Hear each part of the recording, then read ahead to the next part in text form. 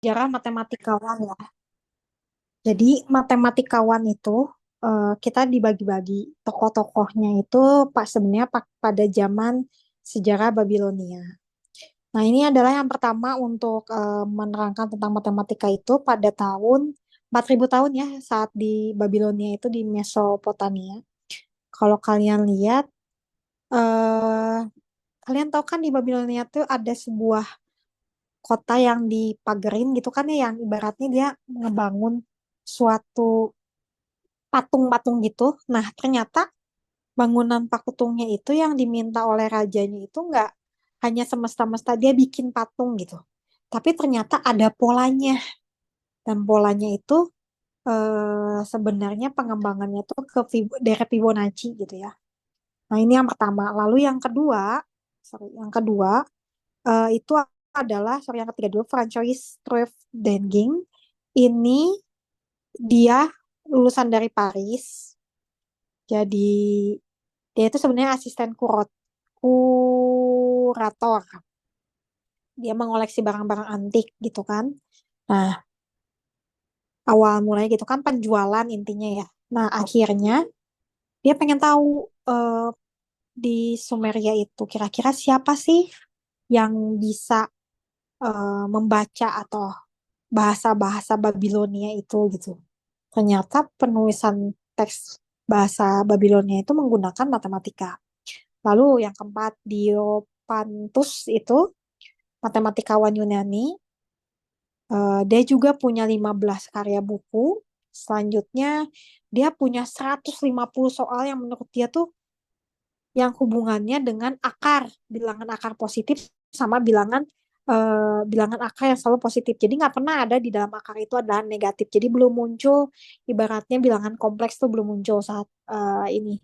Dan itu lama sekali pemikiran tentang Diopantus ini ya. Oke, selanjutnya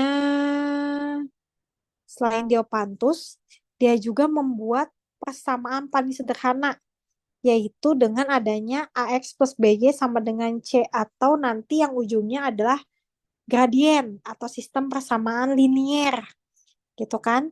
Contohnya diketahui dua bilangan, jumlahnya ada 20, jumlah kuadratnya 208, lalu nanti selanjutnya adalah kamu faktorkan gitu kan. Cari nilai X-nya itu yang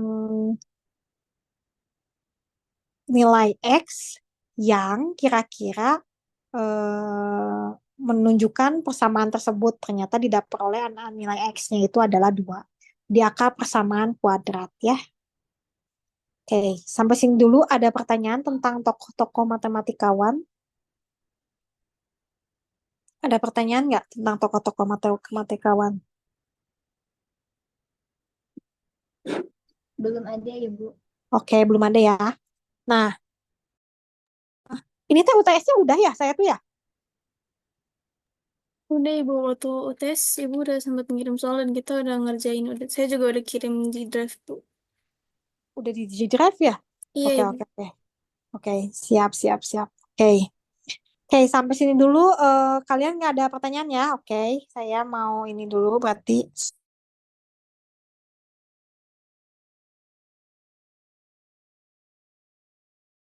Menurut kalian belajar filsafat matematika tuh penting nggak sih? Saya mau nanya aja. Sebenarnya intinya belajar filsafat matematika tuh apa sih? Ada yang tahu nggak? Kenapa?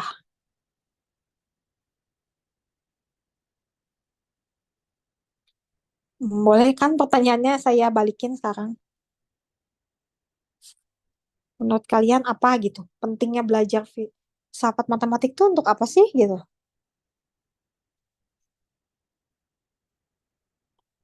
Sebelum saya lanjut ke Thales, Pythagoras, lalu ke Archimedes, saya pengen tahu dulu menurut kalian kira-kira pentingnya belajar sejarah filsafat matematik tuh apa gitu? Sebelum kita masuk ke Euclidean gitu kan? Yes. Izin menjawab Ibu. Iya, mangga. Belajar filsafat matematika itu penting buat membantu memahami dasar-dasar logika, konsep, dan struktur matematika secara mendalam. Tapi di filsafat matematika nggak belajar tentang konsep logika masalahnya. Hmm. Itu tuh ada nanti ketemunya tuh kalian di mata kuliah lain. Karena waktu pas saya ngajar filsafat MIPA itu, saya benar-benar ngajarin apa sih peran pentingnya matematika di dalam filsafat gitu kan. Saya juga belajar S3 filsafat ilmu filsafat gitu. Judulnya filsafat matematika, tapi isinya saya mempelajari filsafat dari kacamata bidang seperti biologi, fisika, kimia, astronomi, eh, matematika. Jadi tidak mempelajari tentang matematikanya gitu, tapi mempelajari tentang perkembangan filsafat, ilmu filsafat di bidang ilmu pengetahuan alam ibaratnya seperti itu. Nah, makanya tekankan lagi sama kalian, menurut kalian belajar filsafat matematika D1 buat apa ya gitu? Nah, izin menjawab, Ibu. Boleh dong. Mungkin kalau di pemikiran saya ini mungkin juga bisa salah, tapi kalau menurut saya biar lebih bisa membuka wawasan aja. Jadi apa yang kita tahu selama ini tentang oh ada Pitagoras tuh asal-usulnya seperti ini. Jadi Hmm. biar lebih paham ke arah asalnya gitu mungkin Ibu ya. Oh, asalnya gitu ya. Iya. Oke. Oke, yang lain? Oke, yang lain? Saya mau izin jawab, Bu. Boleh, boleh banget. Menurut saya kan filsafat matematika sendiri kan belajarnya tentang gimana matematika bisa ditemuin. Nah, kita Hmm. sendiri kan di prodi matematika ya, Bu. Jadi Hmm. menurut saya ini cukup penting sih buat belajar gimana sih eh, apa sih penyebabnya matematika ini tuh ditemuin. Apa sih kasus-kasus yang bikin ada rumus kayak gini gitu loh. Jadi kan mungkin aja di masa depan, tapi saya juga nggak tahu pasti sih. Mungkin aja di masa depan kan beberapa teman-teman kita akan menemukan rumus gitu kan, Bu. Jadi Oke, menurut saya kayak gitu sih. Kenapa kita harus belajar filsafat matematika? oke. Pertanyaan saya, kalian udah pernah belajar bilangan asli belum? Ada yang udah pernah belajar bilangan asli? Ada yang udah pernah belajar bilangan asli ada belum? Atau bilangan real? Ada yang udah pernah belajar bilangan real? Ada belum?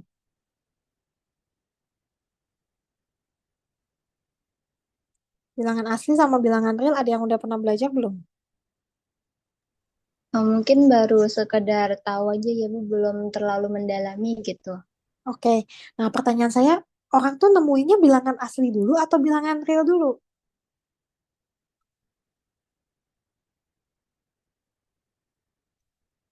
Bilangan asli dulu atau bilangan real dulu ya? Yang ditemuin tuh. Ada yang mau Real dulu. real dulu kenapa?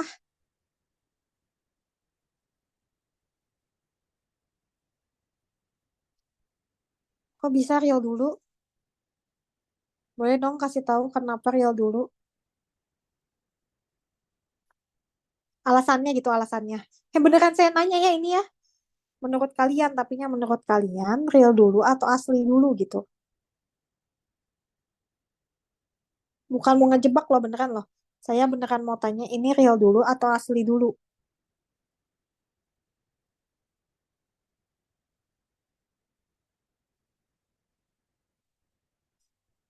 Ada yang mau bantu jawab atau skip? Kalau kalian dipelajarinya saat di awal bilangan asli dulu atau bilangan real dulu kalau di sekolah SMA? Pertanyaan saya diubah deh. Waktu SMA kalian belajarnya bilangan asli dulu atau bilangan real dulu?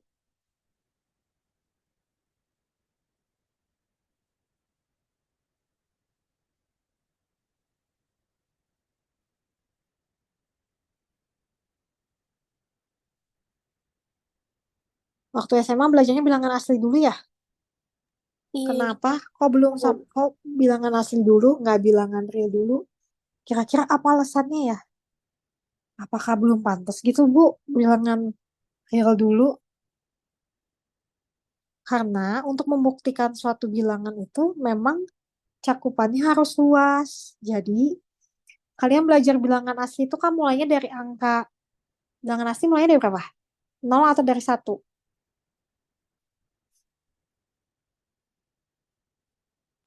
Ada yang tahu? Bilangan asli mulainya dari berapa? Satu, Dari nol seingat atau dari satu? Satu, Bu. satu Ibu. Satu. Kalau yang bilangannya mulai dari nol, bilangan apa dong? Bilangan caca, Bu. Oke. Nah, kenapa harus bilangan asli dulu baru bilangan bilangan real? Pernah berpikir gitu nggak? Kenapa ya harus bilangan satu dulu ya baru bilangan real? Emang kenapa sama bilangan bilangan apa namanya? Dengan bilangan real gitu. Ada yang tahu kenapa?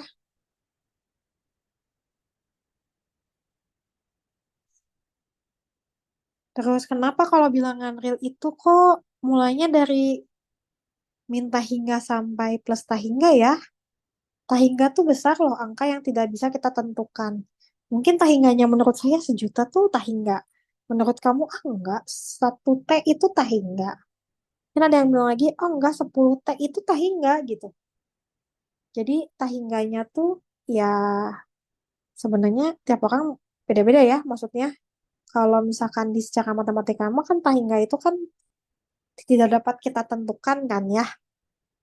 Nah, kenapa kita terus belajarnya maksud saya di kuliah gitu. Kenapa nggak dari SMA? Waktu SMA kalian belajar bahasa Tahingga nggak? Kelas 3 SMA. Belajar nggak?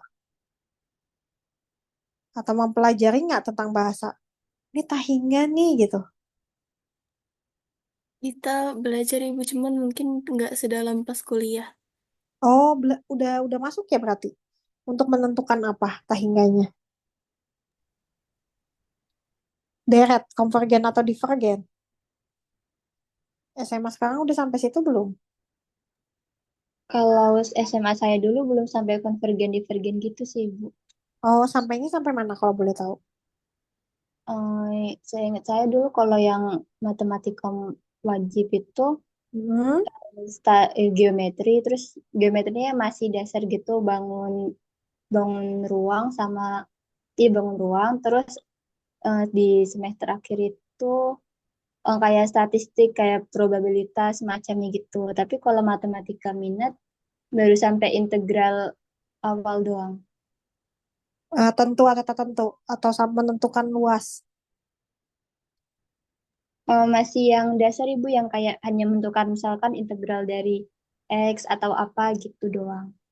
Oh, berarti nggak nyampe sampai integral tentu ya? Iya belum. Waktu di saya mungkin di SMA lain berbeda. Oh, oke, oke, oke. Yang lain? Yang lain boleh dong minta jawabannya. Yang lain gimana? Iya, sama Bu, seperti itu. Sama paling belajar limit gitu, Bu. Oh, Limit limit. menurut juga Oke. gitu-gitu, Bu. Boundaries ya, belajar ya. Oke. Oke, saya mungkin mau lanjutin kali ya. Tokoh-tokoh matematikawan kan tadi secara sejarahnya, secara misalkan Babilonia itu. Nah, kalau di Cina, jadi orang yang paling ulet itu matematika itu ada 3 negara. Yang pertama adalah Babilonia, Mesir, sama Cina. Kalau Mesir itu yang tadi itu yang kayak apa tuh namanya kayak Archimedes. Orang-orang Mesir, orang-orang Yunani itu pada pintar. Karena dia nganggapnya kan kayak misalkan matematika tuh adalah dewa juga gitu, termasuk perhitungannya termasuk dewa. Nah, kalau di Mesir memang kalau orang jago matematika tuh, wih keren gitu. Karena menurut mereka orang matematika itu bisa menentukan segalanya. Contohnya matematika itu adalah ilmu dasar. Kenapa ilmu dasar?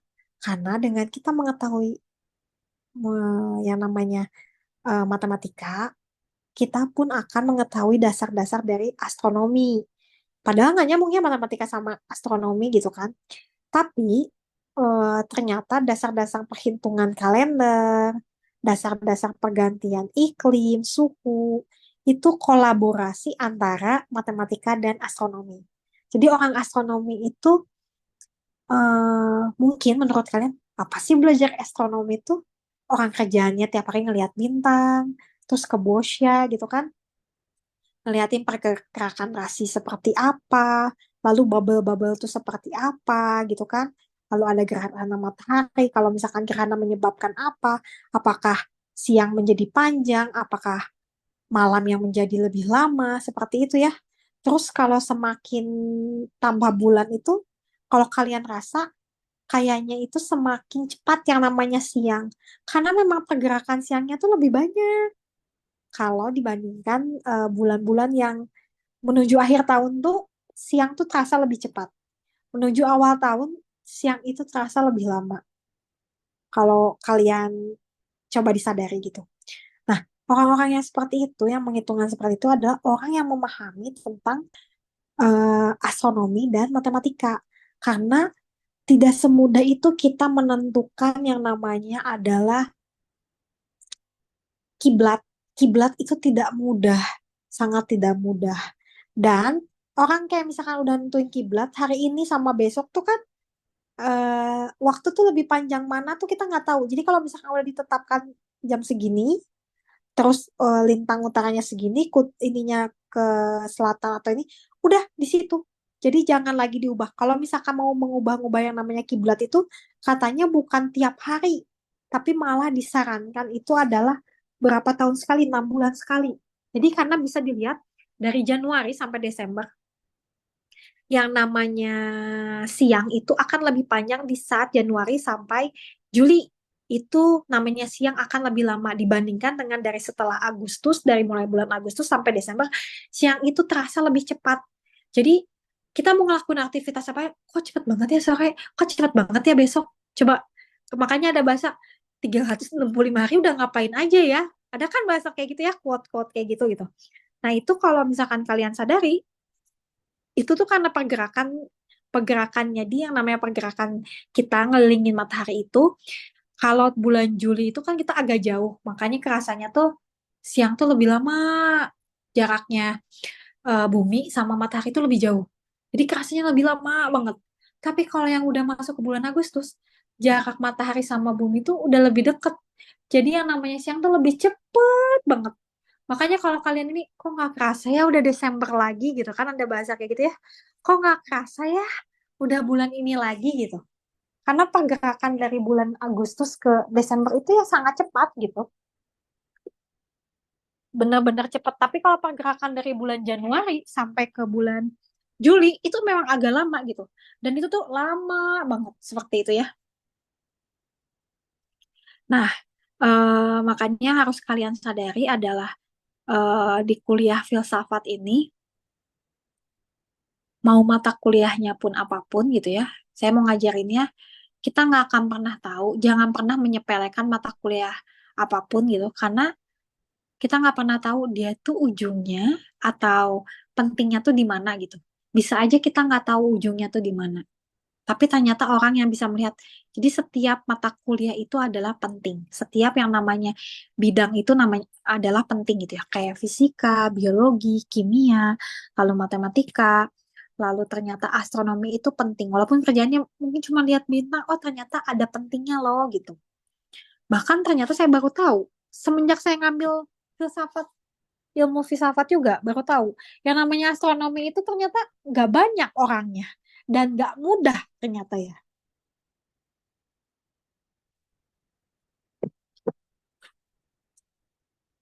Makanya saya harapkan juga kalian ketika kalian ngambil mata kuliah apapun, jangan pernah menyepelekan mata kuliah itu apa, tapi harus berpikirnya adalah, oh saya harus memahami mata kuliah ini karena saya nggak tahu kapan saya butuh mata kuliah ini untuk sebagai dasar saya dalam menyusun, entah itu menyusun skripsi, entah itu nanti menyusun ketika ke, digunakan saat di apa namanya saat kalian kerja gitu ya jangan pernah menyepelekan itu oke. Nah saya masuk sama tokoh matematika pada zaman sejarah Cina. Yang pertama adalah pada zaman Zhang Heng dia itu adalah keturunan Tiongkok ya. Nah, Zhang He ini dia itu mengukur yang namanya gempa bumi. Kalau sekarang udah canggih, kita bisa lihat gempa bumi itu dengan cara kita pergerakannya itu kan selain BMKG gitu ya. Nah, terus kita bisa ngatur kan ininya gimana pergerakan yang di dalam bumi itu. Kita punya alatnya gitu kan. Selanjutnya, kita juga bisa meredamnya itu kita bisa dengan cara mm, banyakin yang namanya hutan bakau. Jadi bakau itu dia punya akarnya itu ternyata dia bisa menyerap yang namanya getaran, getaran gempa bumi. Ya kalau zaman sekarang baru tahu gitu kan. Nah, di Tiongkok itu ada Zhanghen. Kan kalau gempa bumi mah yang benar-benar paling fatal ya, maksudnya kalau apalagi zaman dulu gitu kan. Karena kalau setiap kali gempa bumi itu kalau zaman dulu kan hancur gitu kan suatu kota tuh habis lah ibaratnya. Nah, dia bisa tahu, dia bisa memprediksikan, bahkan dia dianggapnya adalah orang yang apa namanya? Oh, ini kayak peramal gitu. Padahal enggak, Zhang He enggak. Dia ngitung gitu. Dia dapat memprediksikannya. Selanjutnya, setelah Zhang Heng, ada lagi yaitu Liu Hui. Dia juga dari Cina kuno. Kalian ada yang dari dulu SMA-nya di sekolah swasta nggak? Swasta Katolik nggak? Biasanya kalau orang-orang di swasta Katolik, saya dulu SMA swasta Katolik, saya belajar bahasa Cina. Ada nggak yang dari lulusan sana? Nah, kalau Liu Hui, dia membuktikan aja sih sebenarnya namanya Pitagoras. Tapi dengan cara jadi sudut sudut yang namanya segitiga itu nggak selalu sama kaki, tapi ternyata bisa berbeda-beda gitu ya. Yang namanya selisihnya itu bisa dua gitu kan. Jadi diagram yang memberikan hubungan antara sisi miring dan jumlah serta selisih dari dua sisi lainnya sebagai seseorang dapat menentukan yang tidak diketahui dari yang diketahui. Nah, ini kayak 1 Ci, 10 Cun. Nah, ini dulu yang sekolah SMA-nya mungkin belajar menggabungkan pendidikan tentang ada bahasa Mandarin juga. Selanjutnya adalah Du Chungqi. Dia pun yang tadi saya bilang kolaborasi antara matematika dan astronomi. Makanya dia dapat menentukan bilangan pi dan diameter suatu lingkaran adalah 3,14. Nah, dia ini orangnya yang bisa menentukan pi itu untuk apa kelilingnya, kenapa bisa pi itu sampai koma 4 koma di belakang angka yang 3,14 itu kan terus-terusan sebenarnya ya. Lalu selanjutnya yang tokoh yang keempat adalah Ju Siji. Ju Siji ini dia adalah seorang aljabar. Jadi kalau kalian suka aljabar, yang tapi bukan syarat yang membangun seperti itu enggak ya, enggak sebelum sampai situ. Tapi dia aljabarnya yang kayak variabel X, Y, Z. Nah ini Ju Siji. Lalu Cheng Dawei itu dia pun tokoh matematika karena dia ahli dibilang aritmatika yang menentukan kenapa beda beda bedanya itu adalah satu, bedanya dua, bedanya tiga, yang paling masyur dia tuh ya. Dengan cara dia ngomonginnya dari apa ladang persegi atau biji-bijian. Lalu selanjutnya tokoh matematikawan pada zaman sejarah Hindu Arab. Nah, kita kan sempet ya Indonesia terutama hidup di zamannya Hindu Arab gitu kan. Ya, yang sebelum adanya masuk agama Islam kan Hindu Arab dulu. Nah, itu adalah Surya Siddhanta. Biasanya orang-orang India tuh pinter-pinter loh, intinya matematikanya. Saya nggak tahu kenapa, saya sering banget ketemu sama orang India, kalau di seminar, pinter itu semua. Kata-kata pinter, saya nggak paham. Mereka wawasannya luas, matematikanya jago. Terus, ketika kita ngomonginnya tentang dasar, terutama dasar ya, kayak pembuktian misalkan, yang sederhana deh, sistem linier aja. Yang untuk membuktikan benar nggak sih gradien itu sama dengan tangan alfa atau nggak misalkan itu. Mereka ngejelasinnya oke loh. Oh ini katanya dari titik ke titik, kita misalkan punya dua buah titik, lalu kita ambil garis sejajar, kita hubungkan itu menjadi suatu fungsi X, lalu kita hubungkan titik dan titik itu. Nah, ini kan kita punya garis lurus kan. Nah, garis lurusnya itu ini bisa dibuat bentuknya seperti apa? Berarti bisa dibentuknya adalah sistem persamaan linier yang menyatakan suatu fungsi X. Mereka tuh detail banget yang namanya ini apa namanya? Tentang dasar, terutama dasar ya. Terus ngomongin tentang turunan pun mereka detail. Saya salut benar sama orang India. Lalu yang kedua adalah Arya Bhatta. Dia pun sama, dia seorang matematikawan dari India yang mengkolaborasikan dengan astronomi. Memang rata-rata orang India kan masih percaya sama kulturnya ya, kultur dan budayanya gitu. Jadi mereka bisa memprediksikan, oh ini kira-kira bulannya bukan kemarau misalkan atau nggak bulan hujan aja, tapi mereka menghitung gitu.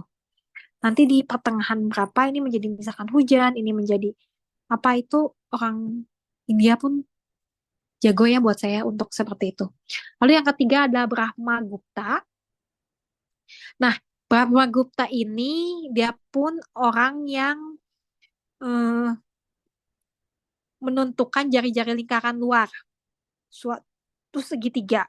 Dia itu kiblatnya ke Archimedes Heron, jadi ke sejarawan Mesir dia sebenarnya kiblatnya, yang menyatakan tentang rumus trigonometri yang ekivalen yang A per sin A, B per sin B. Ini saya yakin waktu di SMA kalian kayak gini deh. Kalau saya punya tiga sisi, katanya saya bisa menentukan eh K-nya tuh nilai K-nya tuh berapa. Ya ini adalah si Brahmagupta. Selanjutnya Madhava. Madhava ini seorang analis matematik. Dia itu sebenarnya matematikawan ditambah astronomi yang terbesar. Lalu dia itu kontribusinya pendiri analisis matematika. Kan kalau matematika tuh ada yang terjamah ya, saya bahasanya gitu. Ada yang kita tidak usah membayangkan, tapi ada juga yang di luar nalar gitu. Kita harus membayangkan dulu, jadi kita bisa tahu barisan deret itu tuh apa. Untuk menganalisis matematikanya itu seperti apa.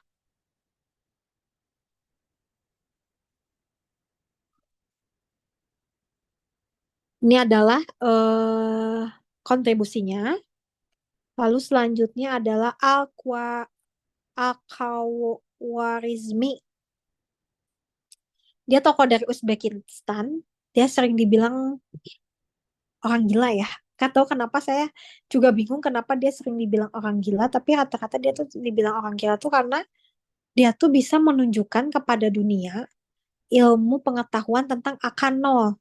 Kan jarang ya orang yang menunjukkan tentang angka nol. Oh ternyata nol tambah nol tuh nol, nol kali nol tuh adalah nol. Lalu berapapun hasilnya yang ditambahkan sama nol tuh hasilnya bilangan itu sendiri. Nah, dia menunjukkan seperti itu. Lalu dia pun yang menunjukkan tentang kuadrat ya.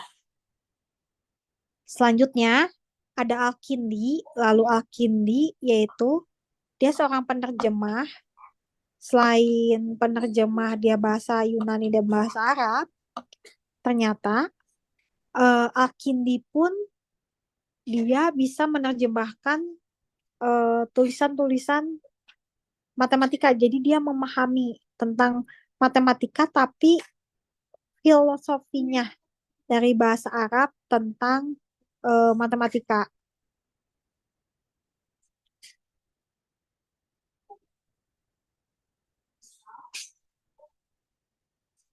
Lalu ada Al-Karazi. Al-Karazi ini eh di bidang hidrologi sebenarnya. Hanya saja dia punya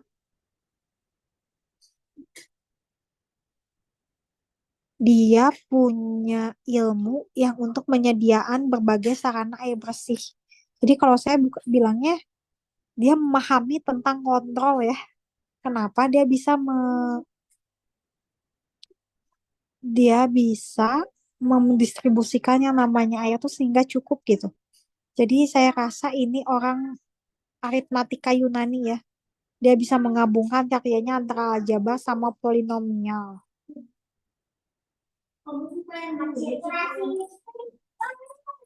Selanjutnya ada Al-Batani.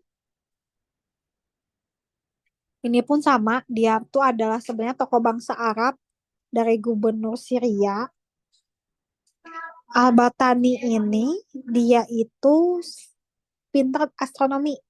Dia mencakup perhitungan geraknya bulan dan planet-planet. Jadi dia menunjukkan, dia bahkan yang ngasih tahu, oh ternyata selain planet bumi, ada lagi planet lain yang betul-betul mengelilingi yang namanya itu bulan ya. Bahkan dia bisa menunjukkan tabel koordinat lagi. Lalu yang kesembilan ada Al-Biruni. Al-Biruni itu adalah dasar-dasar trigonometri modern. Al-Biruni juga pintar untuk fisika, matematika, astronomi, dan ilmu alam.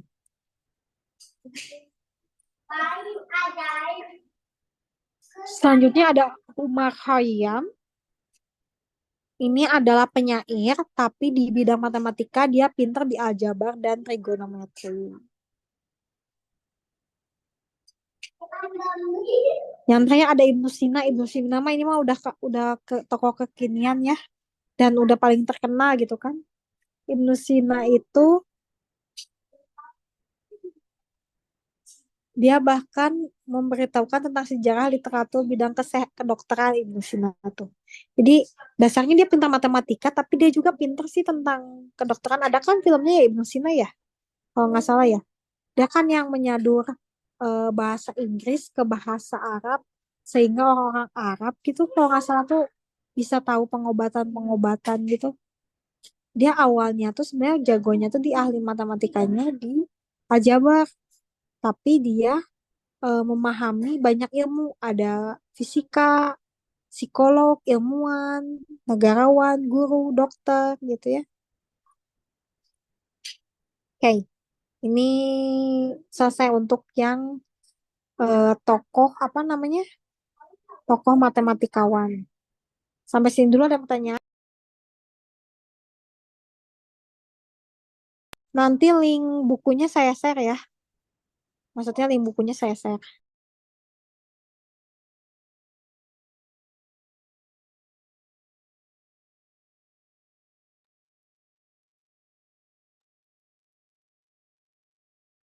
Baik, Ibu, terima kasih, Ibu. Sepertinya belum ada pertanyaan, Ibu.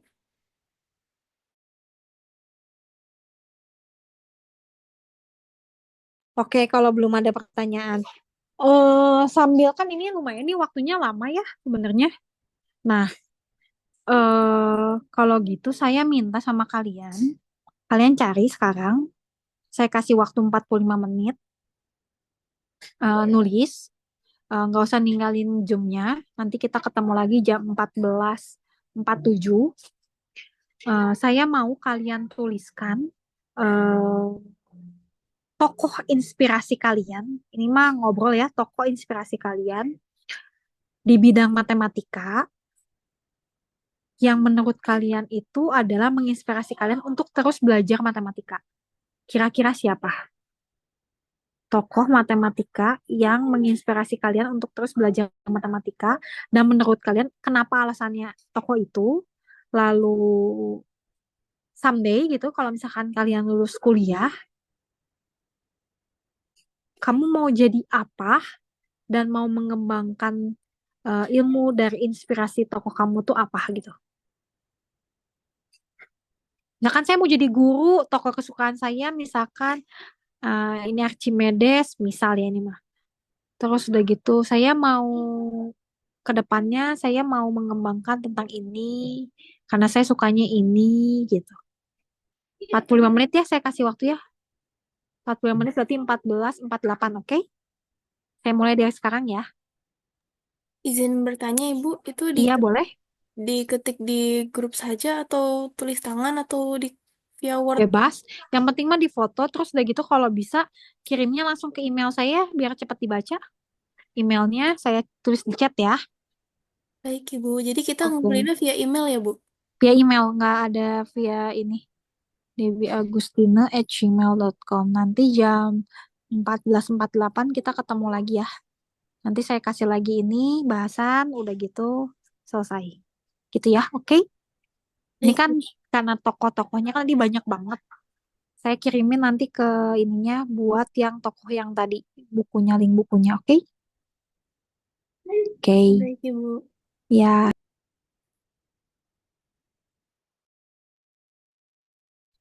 Ibu yang izin bertanya lagi, boleh nggak?